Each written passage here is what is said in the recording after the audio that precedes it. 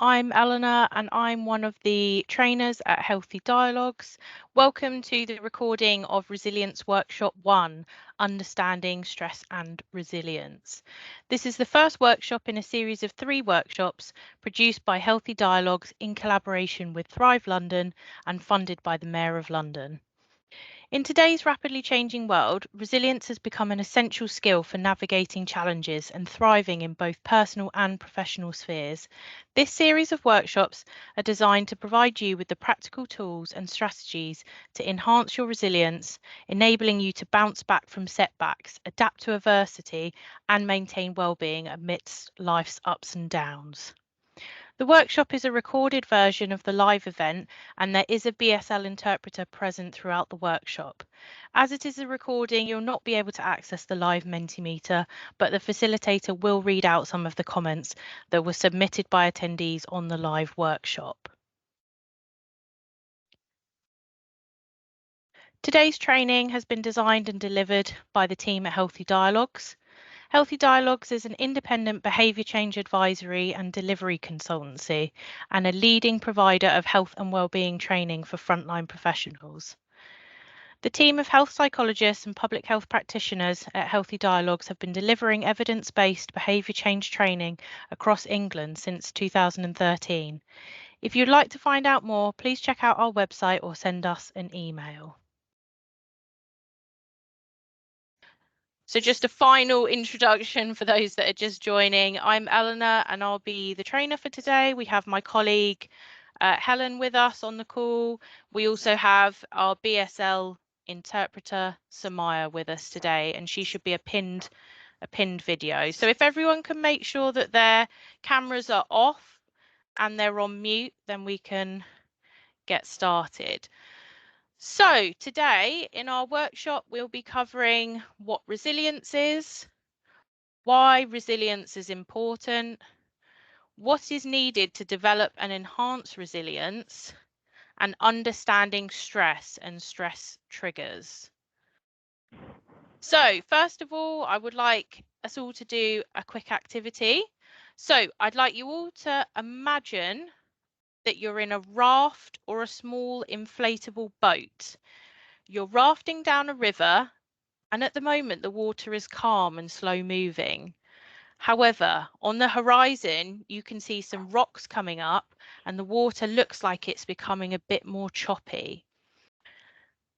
So now I would like you to think about how you might make sure that you can safely cross the rough waters and handle any unexpected problems that come from this challenge. So what might you need to cross those choppy waters? So we've got a section in the Mentimeter for you to put your answers in. What do you think you might need to cross the choppy waters when you're in your raft and you're rafting down this river? So if you can add all your answers to the Mentimeter, and if you can't access the Mentimeter, we can use the chat. Although I should say, if you're using the chat and you've got a screen reader, it will focus on what's in the chat. So the screen reader will just focus on everything that's in the chat. So you can use the Mentimeter as well. And Helen's put a link into the chat. So it'd be great to hear, what do people think they'll need to safely cross the rough waters in their raft? What are there's lots. Yep, Helen, if you can read out some of the ideas from people. So there's lots of comments coming in. A life jacket, a paddle, a team to support you, determination, calmness, strength, team popping up quite a lot actually. Calm mindset, help from others, assistance, change of wind direction, collaboration, positive attitude, lots and lots of different pieces of feedback coming in. Brilliant. Yeah, that's fab. That's great. Really great ideas there. Good to see that some people are putting in support from others or teamwork. That's really, really important when we're facing challenges in our lives like choppy waters or stressful situations. Okay, so we're going to move on now to look at what is resilience. So what do people think that resilience is? Has anyone got any ideas? Has anyone heard of resilience before? What do we think that might be? You can either put your ideas in the Mentimeter or on the chat.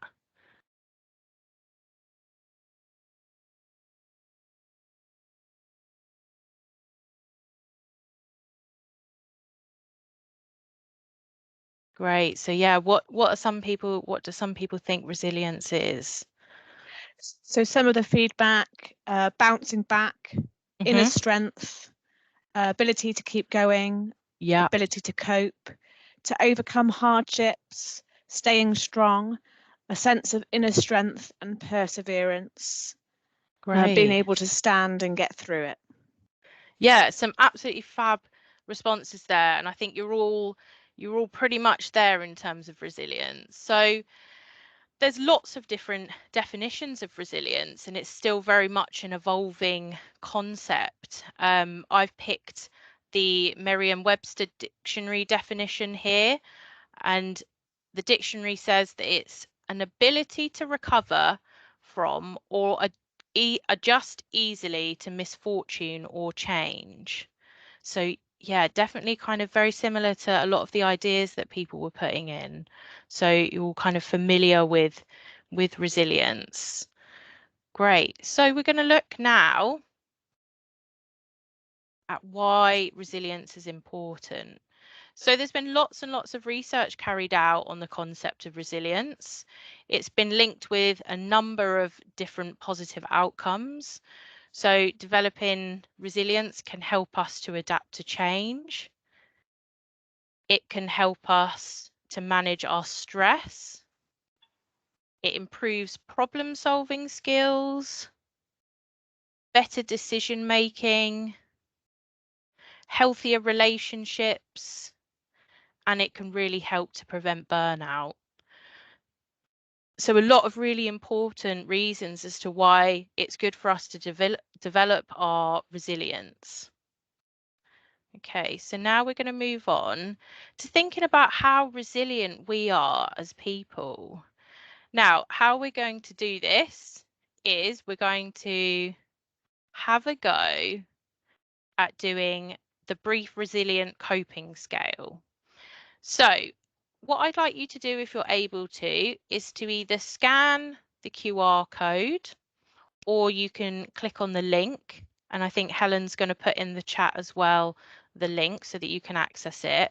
I'd like you to have a quick go at this short scale, and it will give you guidance on how resilient you are. So there's only 4 questions in the scale, so it should only take you a minute, a couple of minutes, and then I'd like you to have a think about your score. Is your score something that you expected if it comes up with high resilience? Is that something that you thought that you would be? Or if it comes up with low resilience, is that surprising to you? So just have a think about that once you've completed the brief resilient coping scale.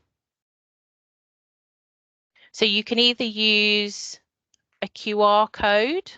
So the way that you access the QR code is on your phone if you can access the camera feature. And then if you hold the camera over the QR code, it should link you to access. It should give you a link to access the scale. And we have also put a link to the scale in the chat. So Helen's also putting the link to the Mentimeter. Yeah, nothing's coming up in the chat at all. Okay. Right. Okay, we'll try and fix that for you.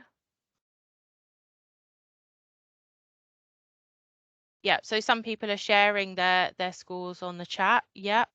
So I want you to have a think about Are those There's scores nothing in the surprising? chat. Is this the Mentimeter chat or the chat for this Teams meeting? Because there's nothing there. Okay, so it should be the chat for the Teams meeting. You should be able to access that at the top. I've got the chat open and the only things that are in there are my comments, which aren't getting responded to.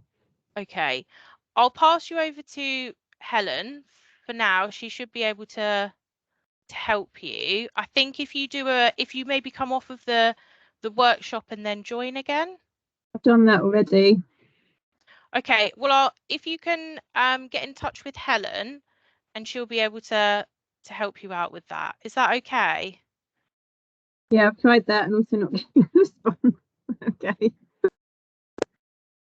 Okay, so we're getting some more feedback on the chat about some scores, people's scores. So are these surprising for you, or are these what you expected? Are these kind of what you thought you'd get in terms of your own resilience? Okay, so we're going to move on now. And don't worry if you haven't filled out the brief resilient coping scale. You can do it after the workshop and have a little think about it. So, thinking about resilience then, a lot of people think that resilience might be a fixed thing, but actually we can develop or enhance our resilience and improve upon our resilience skills.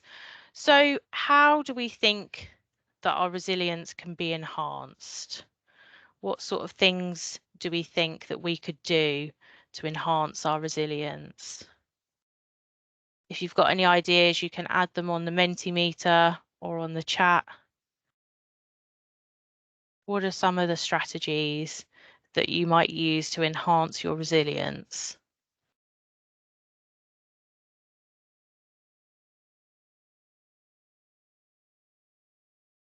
Anything that you've used in the past to help develop your resilience? So lots of feedback coming through again.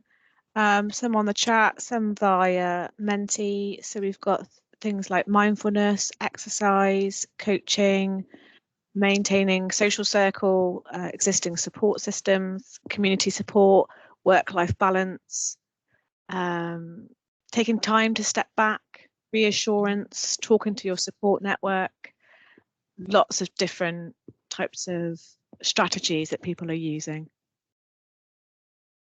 Great, that's fab. So really good to hear that some people are saying social support, work-life balance, all really fab suggestions.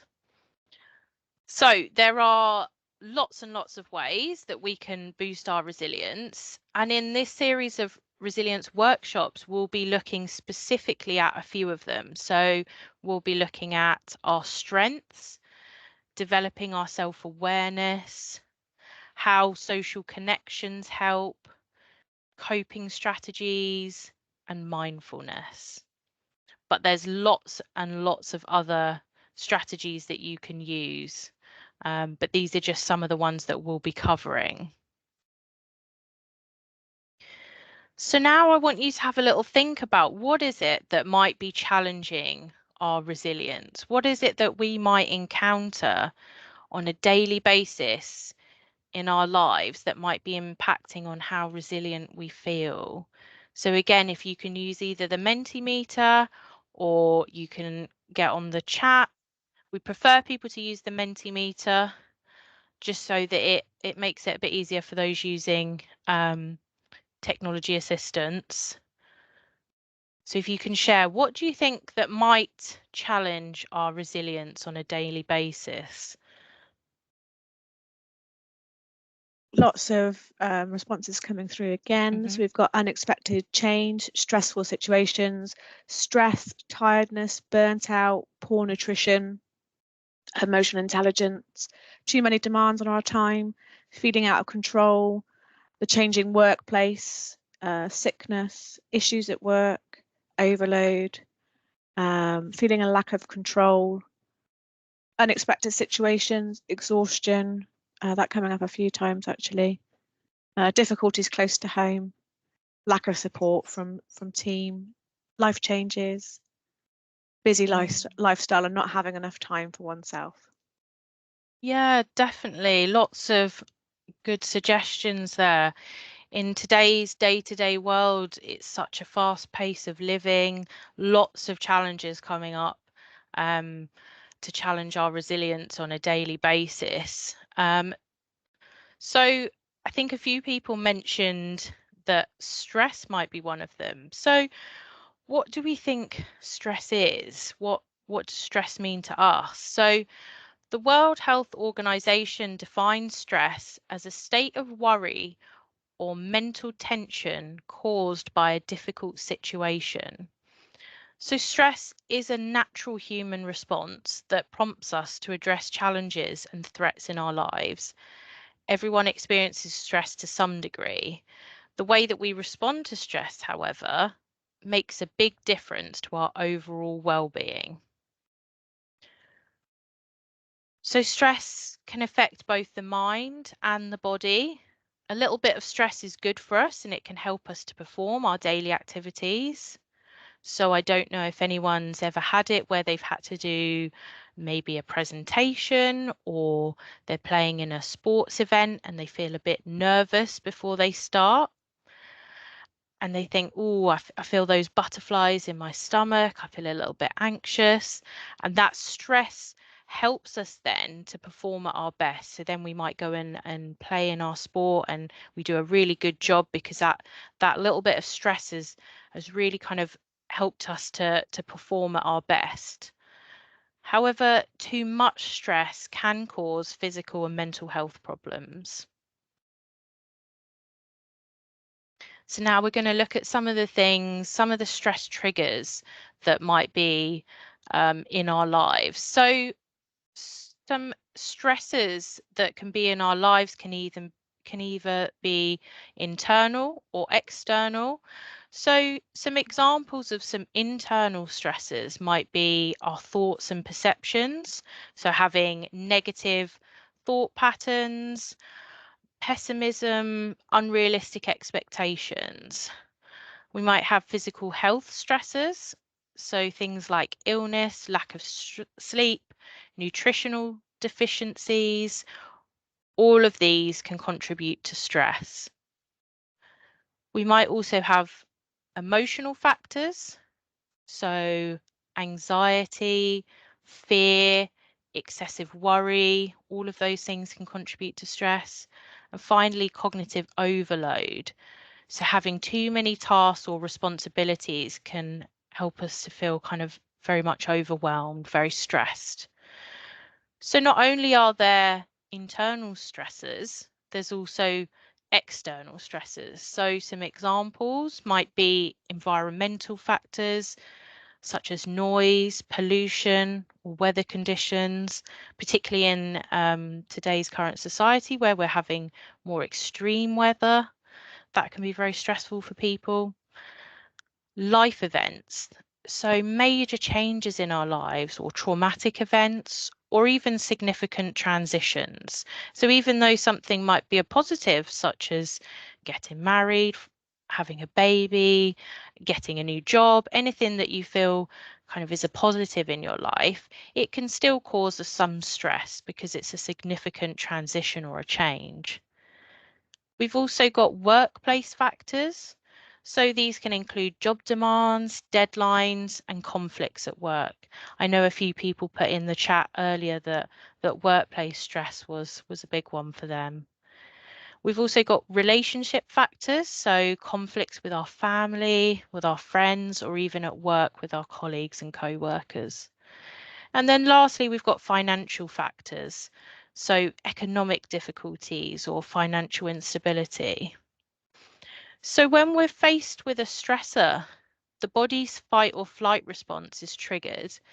This then involves the release of stress hormones such as cortisol and adrenaline, and these hormones prepare the body for action.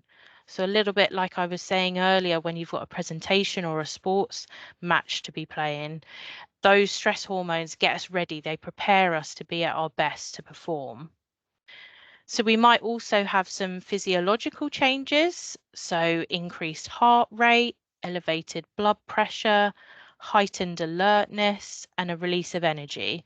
So all of those things might be really helpful when we're trying to perform at our best. However, while stress is a normal and adaptive factor, it's also it's also a really good way of helping us, deal with the challenges that we have.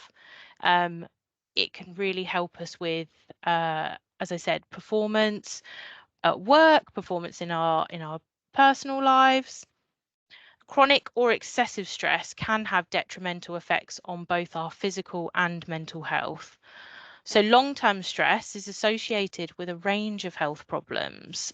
For example, cardiovascular issues, immune system suppression, digestive disorders, and mental health conditions such as anxiety and depression.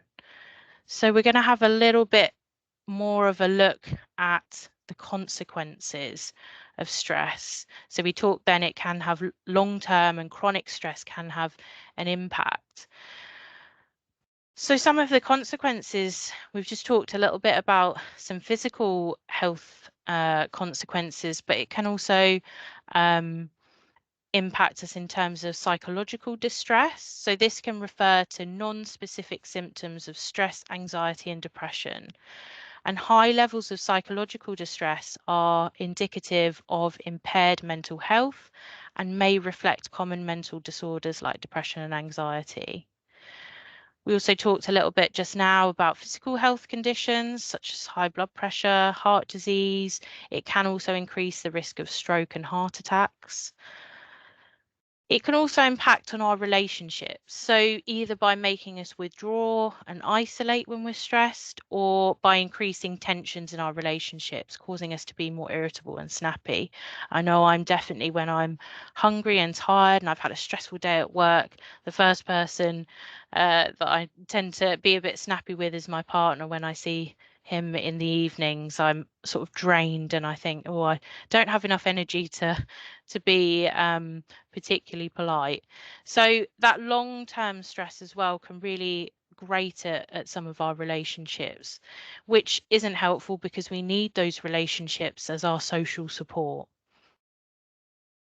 So burnout is another one. So burnout, you might have heard of. It's a state of physical, emotional, and mental exhaustion. So this can be caused by prolonged stress, often related to work or caregiving responsibilities.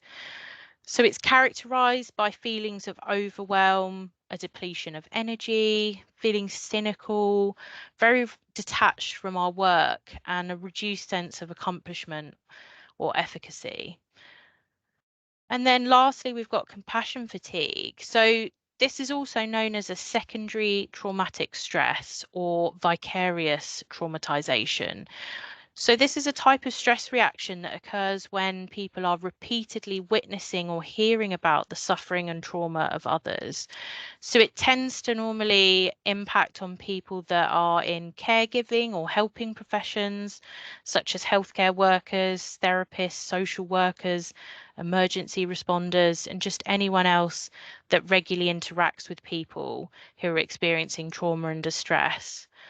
So compassion fatigue is characterized by a gradual erosion of empathy and compassion. This is then accompanied by emotional and physical exhaustion. So now we've talked about stress and stress triggers. We're going to move on to talking about how we might cope with stress.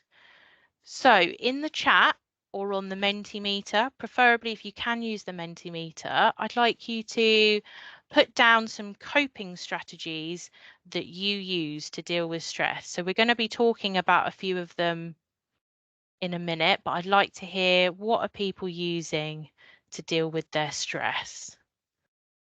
It's always, yep, sorry, Helen. So we've got exercise, walking, socializing, talking, mindfulness, retail therapy, listening to classical music, taking regular breaks, gaming, being organized, cooking, time with the family, meditation, offloading, walking outdoors, wine.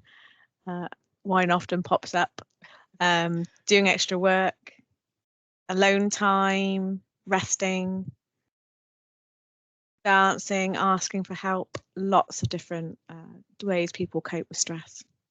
Great. And it's really fab to see everyone putting their ideas in, because sometimes, you know, there might be some strategies that other people are using that we hadn't thought about. So it's really great to see what other people are doing. And I think a couple of people mentioned walking and being outdoors in nature. One of the ways that one of the strategies I use to deal with stress is to take I've got 2 dogs, and I quite often like taking them out for a walk. We've got some woods near where I live, so it's quite nice to go for a walk in the middle of the day, just to get away from the computer, have a little bit of a de-stress, and they always make me laugh running around and having fun. Okay then, so feel free to keep putting all the things that you use, all the coping strategies. We're going to talk about a few now. So the coping strategies that we use can really reduce the impact of stress on our mental and physical well-being. So they can help to reduce some of those effects that we talked about from internal and external stresses. So some people might use healthy lifestyle. So things like eating a balanced diet, getting adequate sleep, avoiding excessive caffeine, alcohol, or substance use. All of those things can exacerbate stress if we're not doing those. And I know sometimes for a lot of people that when we are stressed and we're very busy, some of these things are the first to go out the window. So we might kind of feel like we haven't got time to eat a balanced diet. We're quickly grabbing things just out of the cupboard or on the go. And maybe we don't sleep as much, stay up late to finish our work or to look after our families. But these things are really important to helping manage our stress. Another one that people have mentioned so far is support from others. So reaching out to friends, family members, support groups for emotional support and connection. So they don't have to be in person. I know a lot of people benefit from online support groups or connections.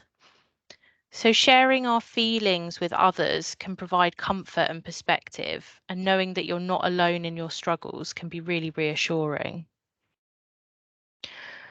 Also, hobbies. So making time for activities that bring us joy and relaxation. So whether that's reading, listening to music, spending time in nature, or other hobbies and interests. So it doesn't have to be a big hobby or a big interest, you know, even just going outside and noticing some of the nature that's around us, having an interest in kind of what's outside our houses or our workplaces. So it's also really essential to put in rest and breaks. As I said earlier, sometimes in terms of sleep, we might stay up late or get up early because we've got lots of other things to do, but making sure that we are then taking a few rest breaks throughout the day.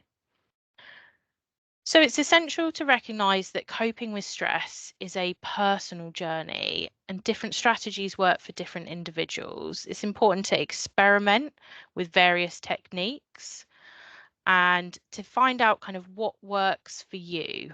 What's the best thing that works for you? And if you are finding that stress is becoming overwhelming, it's always important to seek guidance from a mental health professional. If you're finding that work stress is overwhelming, speaking to your manager or another relevant person is important. Okay. So we've got a few more of our coping strategies. So we've got organisation and time management. So breaking tasks into manageable steps, prioritising tasks, and using time management techniques such as setting realistic goals, creating to-do lists, or using a planner to stay organised can really help to reduce feelings of overwhelm.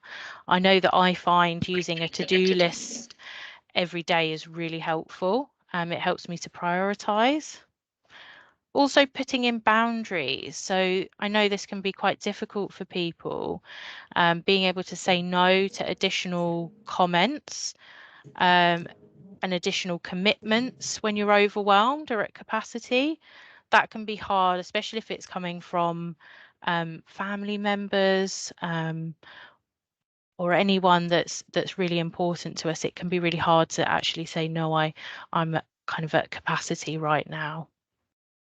Also relaxation techniques. So I think a few people put in the chat earlier that they use mindfulness, meditation. In our third workshop of the series, we'll be doing a guided mindfulness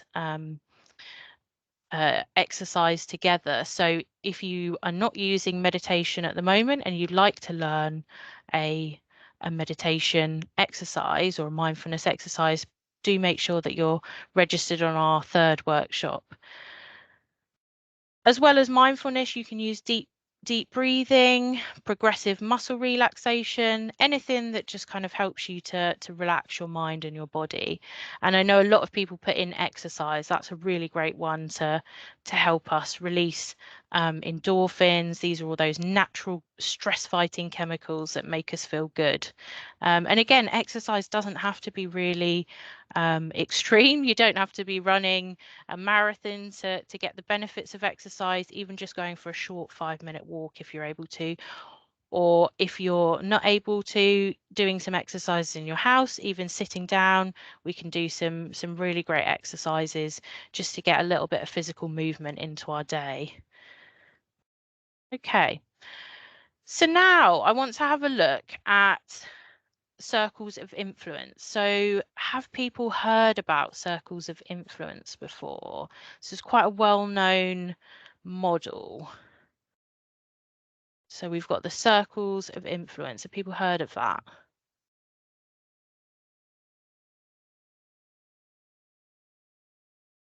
Okay, yeah, so I'm getting some thumbs up, some no's. Okay, so we're going to go through the circles of influence model now.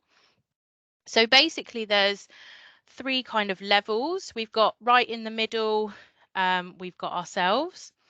And then the next level, we've got the circle of influence. So this inner circle represents the things that people have control over or can directly influence through their actions, decisions, and behaviours.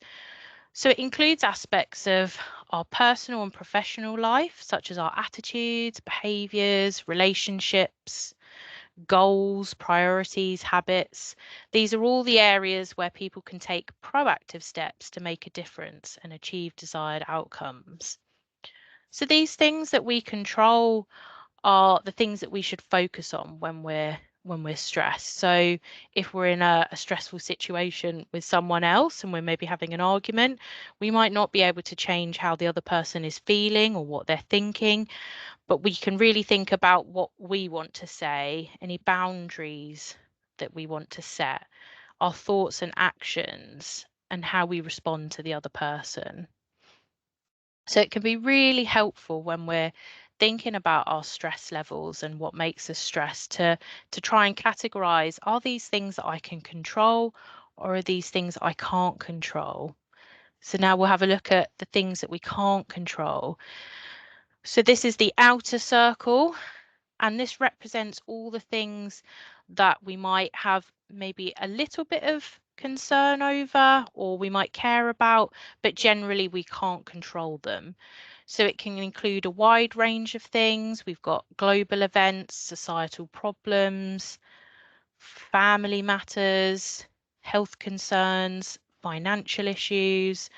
So many of the things in this circle are beyond our direct control, and we may have maybe a little bit of limited influence over them.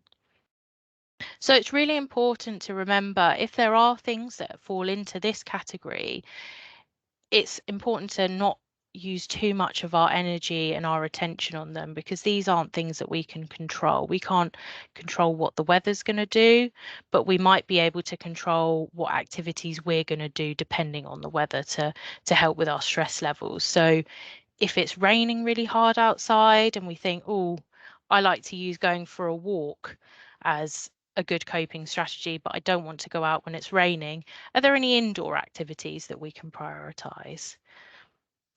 Great. Okay, so does that all make sense to people? How do we feel about that model, the circles of influence model? What do people think?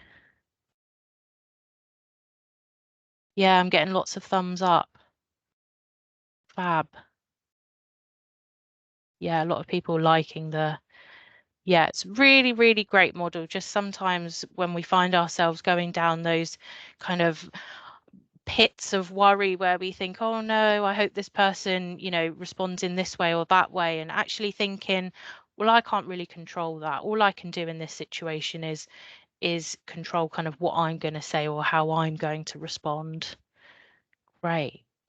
Okay then, so as we come towards the end of the workshop today, before we move on to the last couple of slides where I talk about what I would like people to have a look at before next week, if you could just take maybe a minute or 30 seconds just to fill out our quick evaluation survey. So you can either access the survey using the QR code again, or I think Helen will be putting in the chat the link to the survey, and we really, really appreciate all of your feedback and comments. We're always looking to improve future workshops, so we really appreciate if you've got any feedback for us. So I'll give people just a few seconds just to be able to access that, and you don't have to fill it in right now. You can do it after today's session, but we would really, really appreciate you filling it in. Yep, and I saw a comment just pop up then about dates for the next session. So that's going to be in one of the next slides. We are getting to that, I promise. And we're also going to talk about what I would like everyone to have a look at before the next workshop. And even if you're not attending the next workshop, it might just be something you're interested in looking at anyway. And we will be sending out at the end of today's workshop, you'll receive an email with a copy of the slides from today. We will be including some of the word clouds that were on Mentimeter in the presentation, the copy that you get sent, because I know a lot of people like to see what other people have provided answers for, especially in terms of, stress coping strategies. It's always really helpful to see other people's ideas. You'll also receive a link to the evaluation survey and links to the next workshop dates. So that will all be on there. So, and as I said, this session is recorded and the next 2 sessions will be recorded. So even if you can't make the date, it's probably worth signing up anyway, and then people will be able to access recordings later on in March. Okay, so just before we end then, just going to move on to, so before the next session, I would really love if people could have a look at another short quiz. So this is a quiz that enables you to test your stress levels. So when you've accessed the quiz and you've taken it, I want you to have a think and have a write down all the different factors that are contributing to your stress and which of them you can and can't control. So after this workshop, you'll also be sent in that email that I was just talking about, you'll receive a worksheet that has the circles of influence model on it, so you can fill it in yourselves. And you'll receive that in the email after this session. And also you'll receive the link to all of these slides. So if you don't get a chance to fill in the stress test now, you can do that in your own time. And then I want you to have a think about what the different factors are that are contributing to your stress and which ones of them you can control and which ones you can't.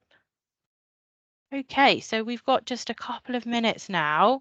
So just as we come to the end, I want to ask if there's any questions, and I'm going to put this last slide up so that people can see when the next workshops are. So we've got our second resilience workshop next Monday, and then the third one the Monday after. We do also have some conflict resolution workshops, so we're running those twice. It's the same workshop, so you don't need to sign up twice. And we'll be running those on this Wednesday and Wednesday the 28th of February as well. So I highly recommend getting in on those if that's something that you're interested in. So we've got a couple of minutes just for any questions, but before we do, I just want to say a big thank you to our BSL interpreter, Samaya, for being on the training today. Thank you to all of you for joining. It's been absolutely fab to have you all. I've loved hearing everyone's ideas and thoughts on the chat and the Mentimeter, and thank you to Helen for reading some of those off. If you have got any questions, or you would like a copy of the transcript, please do feel free to get in touch with us. We're always happy to respond to questions and provide the transcript and anything else you might need. But thank you very much, everyone. I hope you have a fantastic rest of your Monday. And if there's any questions now, if you want to, we've got just a couple of minutes. The team will be able to answer them if there's anything that people want to ask. Someone had a question about whether or not there was any more dates for the conflict resolution training. So I've suggested to sign up so that you've got the access to the recording. But other than that, there's no other questions coming through.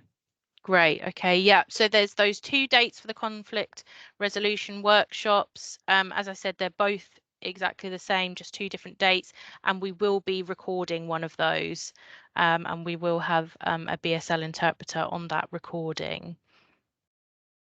Great. Well, I hope everyone has a fantastic rest of your day.